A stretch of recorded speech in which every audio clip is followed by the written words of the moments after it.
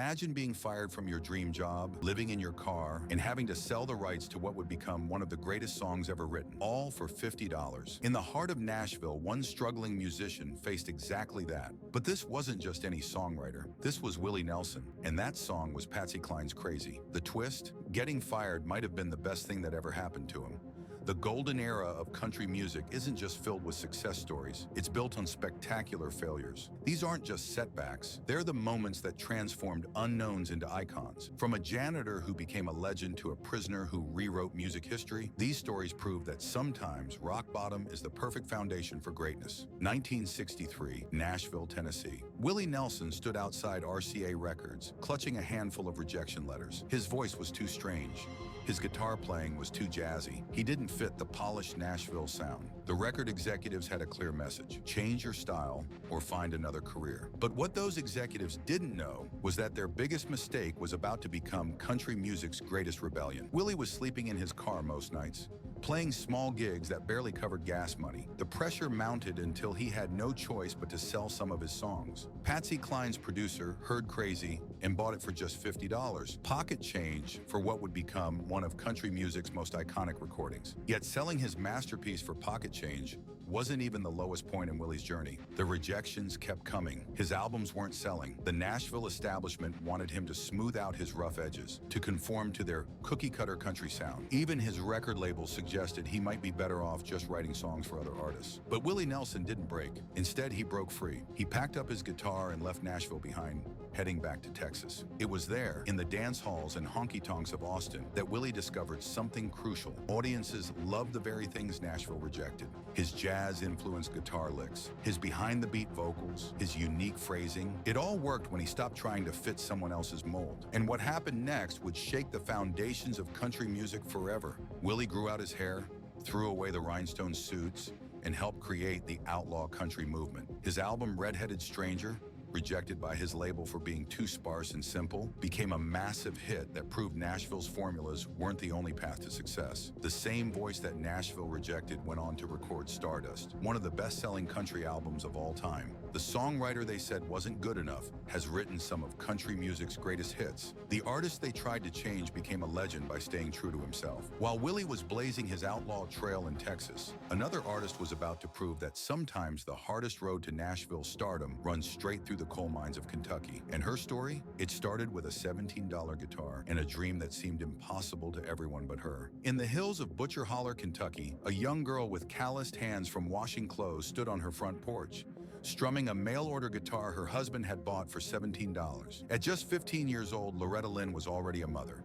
By 20, she had 4 children. Music wasn't a career path. It was an escape from the endless cycle of poverty. But what happened in those early morning hours while her children slept would eventually change the face of country music forever. Between diaper changes and cooking meals, Loretta taught herself 3 chords. She wrote songs about real life, not the polished stories Nashville wanted, but the raw truth of marriage, hardship, and survival. Her first performances weren't in grand venues, but in small-town bars where she'd sing while her husband loaded equipment into their beaten-down car. The reality of those early tours was far from glamorous. They drove thousands of miles in that old car, sleeping in it when they couldn't afford motels. Loretta would change clothes in gas station bathrooms before shows. Some nights, she performed for just a handful of people. Other nights, the bar owners refused to pay her at all. She kept every rejection letter, every empty room, every broken promise in a box, fuel for the fire that kept her going. One radio station after another turned down her first record, Honky Tonk Girl. So Loretta and her husband made a bold decision. They'd promote it themselves. They drove across country, stopping at every radio station they could find. While her husband slept in the car, Loretta would walk into stations with her record and a story about a coal miner's daughter chasing her dreams. What those radio stations didn't realize was that they were turning away someone who would become country music's most powerful female voice. Slowly, the song began to climb the charts. Each small victory was hard-won, each step forward earned through pure determination. The woman they said was too country, too raw, too real, became the voice of a generation. Her songs about birth control and women's rights shocked Nashville, but spoke directly to millions of women who'd never heard their stories told in the country music before. While Loretta was fighting her way up from poverty, another legend was about to face a different kind of struggle. His talent had already made him a star, but his demons were about to cost him everything, including his place on the stage that made him famous. The Grand Ole Opry stage lights dimmed as Johnny Cash stumbled forward, kicking the footlights until they shattered. The year was 1965, and country music's most promising star was spiraling into chaos. Addiction had turned the Man in Black into a liability. Concert promoters were canceling shows. The Opry, country music's most sacred stage, had finally had enough. But hitting rock bottom at the mother church of country music was just the beginning of Cash's descent. His erratic behavior became legendary for all the wrong reasons. During one performance, he was so disoriented that he dropped his microphone stand, shattering the wooden floorboards. At another, he passed out mid-song. The tabloids weren't covering his music anymore. They were counting his arrests, his meltdowns, his no-shows. Yet in the darkness of his deepest failure, Cash found an unexpected audience that would help spark his greatest comeback. Behind prison walls, inmates gathered to hear the Man in Black perform. These weren't publicity stunts. Cash saw himself in those men. Each concert reminded him of his own brush with the law, his own demons, his own need for redemption. Then came January 13th, 1968, the day Cash walked into Folsom Prison with a guitar and a second chance. The recording equipment was set up in the prison cafeteria. Prison guards stood nervous watch. Cash, now clean and focused, took the stage in front of 2,000 inmates. The electricity in the air was palpable. When he opened with Folsom Prison Blues, the roar from the inmates shook the prison walls. What happened next would become one of the most legendary recordings in music history. At Folsom Prison wasn't just an album, it was resurrection. Cash's raw honesty, his connection with the inmates, his own story of redemption, it all came together in a recording that reminded the world why they fell in love with him in the first place. The album shot to #1. The man they'd written off as a liability became country music's conscience. While Johnny Cash was turning his darkest moment into triumph, another artist was facing a different kind of judgment. Nashville thought she was nothing more than a pretty face with a gimmick. They were about to learn that underestimating Dolly Parton would be the biggest mistake they'd ever make. When Dolly Parton stepped into Nashville's music scene, the industry executives had her figured out, or so they thought. A pretty face, a cartoonish image, and a handful of playful songs about blondes having more fun. They marketed her as a novelty act, a passing entertainment that would fade as quickly as she appeared. But beneath the rhinestones and wigs was something those executives never saw coming. The same girl they dismissed had been writing songs since age 5 on a homemade guitar. While they were busy marketing her looks, Dolly was quietly building an arsenal of songs that would change country music. In writers' rooms, male songwriters would smile condescendingly until she pulled out her guitar. Then the smiles would fade. Those who underestimated her talent were about to learn an expensive lesson. The industry pushed her to stick to lightweight material, to play up the dumb blonde persona. Instead, Dolly wrote Jolene, a raw confession of feminine insecurity that became a worldwide phenomenon. When they told her to focus on her image, she responded by penning I Will Always Love You, a song so powerful that Elvis wanted to record it. But Dolly did something unheard of. She turned down the king of rock and roll. The industry thought she was crazy. Elvis's manager wanted half the publishing rights. To everyone's shock, Dolly refused. She knew something they didn't. Her songs were worth more than quick cash. That decision would prove to be one of the smartest moves in music history. Years later, Whitney Houston's version of I Will Always Love You became one of the best-selling singles of all time. The girl they'd written off as a novelty act had become a business empire. The dumb blonde jokes stopped when Dolly built her own theme park, launched her own production company, and started a literacy foundation that has given away millions of books. The same executives who once dismissed her now watched as she crossed over into pop, starred in movies, and built a net worth in the hundreds of millions. The punchline they never saw coming, that cartoon image they mocked, was carefully crafted by one of the smartest minds in the business. While Dolly was proving her critics wrong in Nashville's boardrooms, another artist was fighting his way up from a place where success seemed impossible. Before he became a legend, Merle Haggard had to convince the world that an ex-con could become country music's conscience. San Quentin Prison, 1958. Merle Haggard sat in his cell, serving time for attempted robbery. His rap sheet was long enough to convince anyone that his life was over. 3 years into his sentence,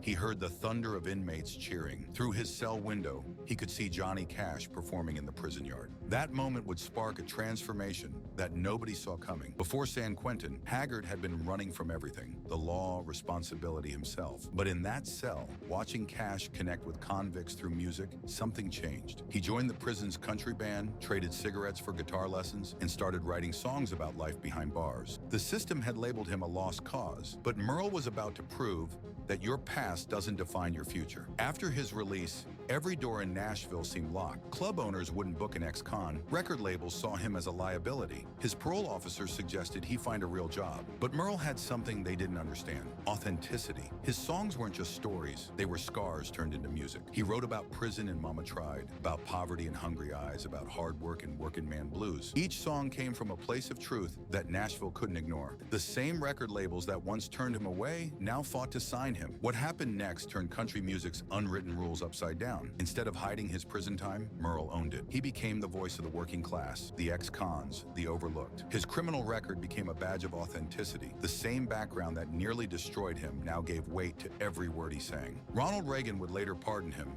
erasing his criminal record. But by then, Merle had already pardoned himself through music. The ex-con they said would never make it had become one of country music's most respected voices. While Merle was turning his troubled past into triumph, another artist was facing rejection that cut straight to the heart. Patsy Cline knew she had the voice, but Nashville couldn't seem to hear it until one song changed everything in ways nobody expected. In 1957, a young mother was scrubbing floors at a bus depot in Winchester, Virginia. Her dreams of becoming a country singer seemed as distant as the Nashville skyline. Patsy Cline's early singles had flopped so badly that industry insiders joked she might be better off sticking to housework. Even her own record label was losing faith, but one last chance performance would shatter every expectation. Arthur Godfrey's Talent Scouts was the American Idol of its day. Patsy's mother had begged the show's producers to give her daughter a shot. When Patsy stepped onto that television stage, she carried the weight of every rejection, every failed single, every snide remark about her age and looks. Nobody expected what happened when she opened her mouth to sing. Walkin' After Midnight wasn't just a performance, it was an earthquake that shook the foundations of country music. The applause meter measuring audience response actually broke from the crowd's reaction. The next day, the song that nobody wanted to record was suddenly the only thing anyone wanted to hear. But even that breakthrough came with strings attached. The industry tried to mold her, suggesting she stick to slower, simpler songs. They said her voice was too powerful, too rich for up-tempo numbers. Patsy's response? She recorded Crazy, a song that showcased every inch of her 3-octave range. The voice they tried to contain was about to become unstoppable. Each new recording pushed boundaries. She brought orchestral arrangements into country music, added pop elements that purists said would ruin her career, and refused to be boxed in by genre. Sweet Dreams, She's Got You, I Fall to Pieces, each song proved that breaking rules could create classics. The same voice they said was too bold became the gold standard. The artist they tried to restrain became the blueprint for generations of singers. In just a few short years, Patsy Cline rewrote what was possible for a female country artist. While Patsy was revolutionizing country music's sound, another legend was about to lose everything he'd built. Hank Williams Sr. had already changed country music forever, but his greatest battle wasn't with the industry, it was with himself. 1952. The Grand Ole Opry's biggest star stumbled onto stage 3 hours late. The packed audience watched in stunned silence as Hank Williams, country music's brightest light, struggled to remember his own lyrics. That night, the Opry made an unprecedented decision. They fired the man who had become the voice of country music. But being fired from country music's greatest stage was just the beginning of Hank's darkest chapter. The pain that had inspired his greatest songs was destroying him. Spinal problems from birth left him in constant agony. Alcohol became his medicine. Shows were canceled. Promoters demanded refunds. The same venues that once begged to book him now refused to answer his calls. Yet even as his career crumbled, Hank was creating songs that would outlive him. In those final troubled months, he wrote some of country music's most enduring classics. I'm So Lonesome I Could Cry, Your Cheatin' Heart, Cold Cold Heart. Each song was a wound turned into poetry. The deeper he fell, the more truthful his writing became. Radio stations started pulling his music from rotation. The industry that had crowned him king was now turning its back. But Hank kept writing, kept performing wherever he could, kept pouring his pain into lyrics that cut straight to the bone. What no one knew was that country music's greatest songwriter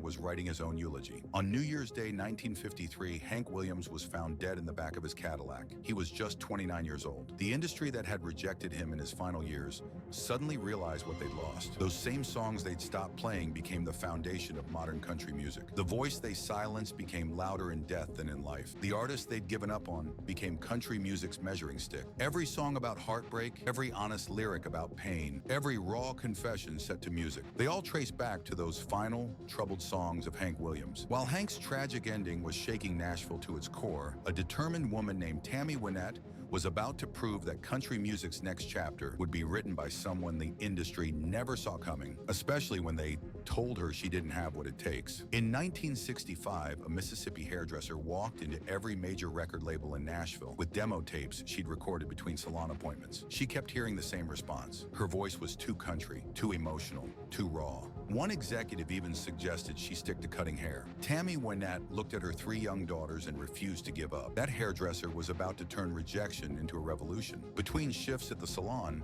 Tammy played any bar that would have her. She'd practice in her car during lunch breaks, writing songs on napkins while her daughters napped in the back seat. The tips barely covered gas money, but each small-town show taught her something the Nashville experts had missed. Real people connected with real pain. Those who dismissed her weren't ready for what happened next. Producer Billy Sherrill saw something in Tammy that others had missed. Her voice wasn't just country, it was pure emotion wrapped in sound. Together they created Stand By Your Man in just under an hour. The song the industry thought was too traditional, too emotional, too country became one of the most iconic recordings in music history. But success brought new critics. Feminists attacked the song's message. Industry insiders said she was riding one-hit's wave. Radio stations started to hesitate. Instead of backing down, Tammy dug deeper. The woman they tried to silence was about to become country music's loudest voice. Divorce turned personal pain into a national conversation. I Don't Want to Play House spoke directly to single mothers. Till I Can Make It on My Own became an anthem of independence. The same raw emotion Nashville rejected now defined an era.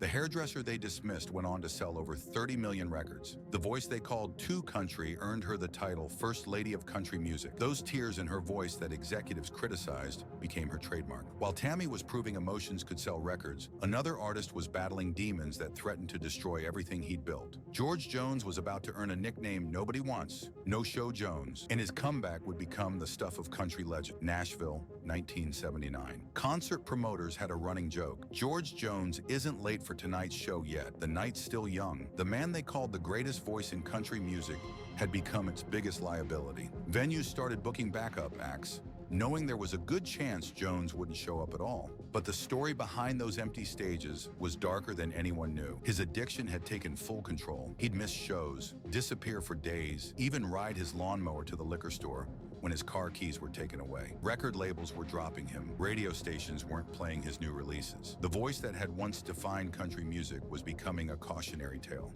Rock bottom had a name in country music, and it was George Jones. By 1980, he was broke, alone, and couldn't book a show in a dive bar. Then producer Billy Sherrill brought him a song that would change everything. He Stopped Loving Her. Today was a gut-wrenching story of love and death that required every ounce of pain George had lived through. At first, Jones hated it. He said nobody would want to hear a song that sad. He struggled so much with the recording that it took almost a year to complete. The label almost gave up multiple times. What happened next became country music's greatest comeback story. He Stopped Loving Her Today didn't just top the charts, it saved country music. In an era when the genre was going pop, Jones reminded everyone what country music was supposed to sound like. The song won every award possible and resurrected his career overnight. No Show Jones became the Possum again, reliable, professional, and sober. The same venues that had banned him now sold out months in advance. The voice they'd written off became more powerful than ever. While George was reclaiming his crown as country's greatest voice,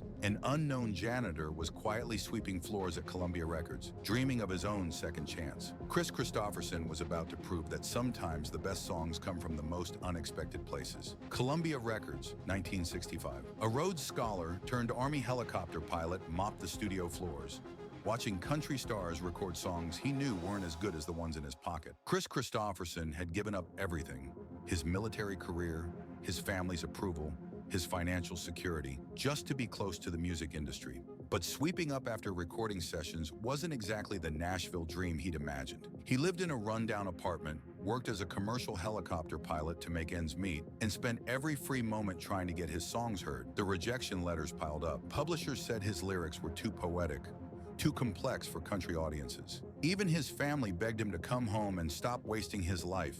Then came the day that changed everything. Landing his helicopter in Johnny Cash's yard wasn't exactly protocol, but Kristofferson was desperate. He handed Cash a tape of Sunday Morning Coming Down. Cash not only recorded it, he turned it into a defining moment in country music history. The floodgates opened. Suddenly, everyone wanted a Kristofferson song. Me and Bobby McGee Help me make it through the night for the good times. The same lyrics they said were too complex became the new standard for songwriting excellence. The janitor they stepped over was about to become the songwriter they couldn't ignore. Kristofferson didn't just write hits, he changed what country music could say.